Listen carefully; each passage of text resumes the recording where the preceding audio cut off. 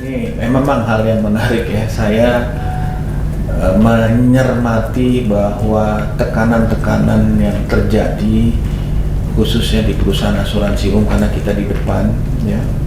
Seperti yang bolak-balik saya sampaikan bahwa pasar kita di-drive atau driven by broker.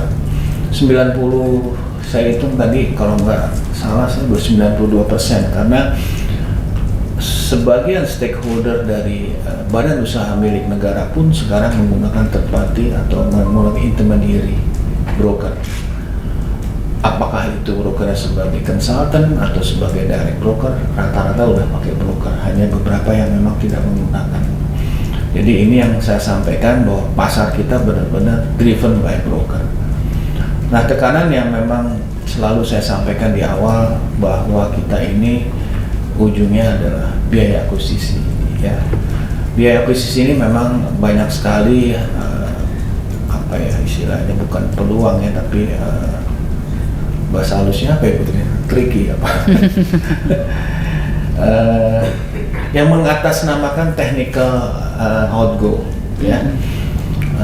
Istilahnya mungkin Bapak Ibu sekalian mengetahui namanya engineering fee. Tapi engineering fee ini lebih sebenarnya harusnya digunakan memang untuk kepentingan apa? Kepentingan survei, kepentingan implementasi daripada resurvey itu sendiri. Tapi prakteknya hal ini tanda kutip juga yang dimanfaatkan tanda kutip juga sehingga kami ini terkoreksi bahwa akhirnya kita punya margin itu tersisa mungkin hanya 1%.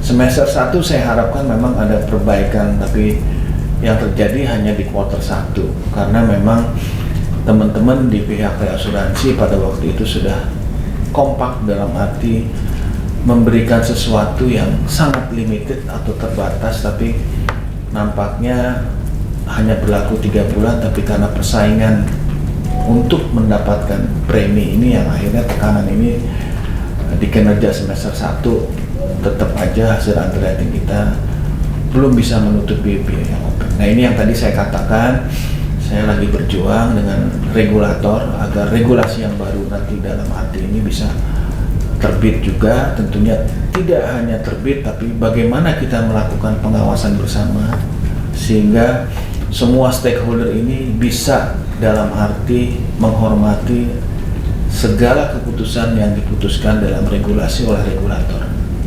Itu yang tentunya saya harapkan. Nah, memang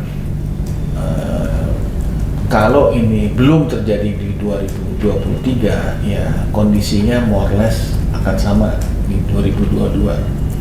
Tapi secara bottom line mungkin ada sedikit peningkatan kinerja, tapi lebih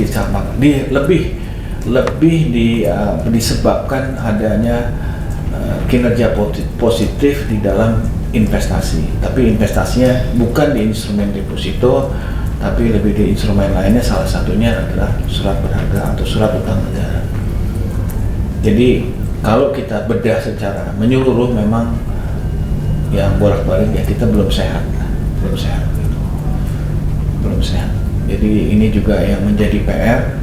Kalau kita nanti lihat dari paparan asuransi kendaraan umum juga meningkat, sudah mulai normal, tapi tanda kutip juga ini juga biaya akuisisinya masih luar biasa.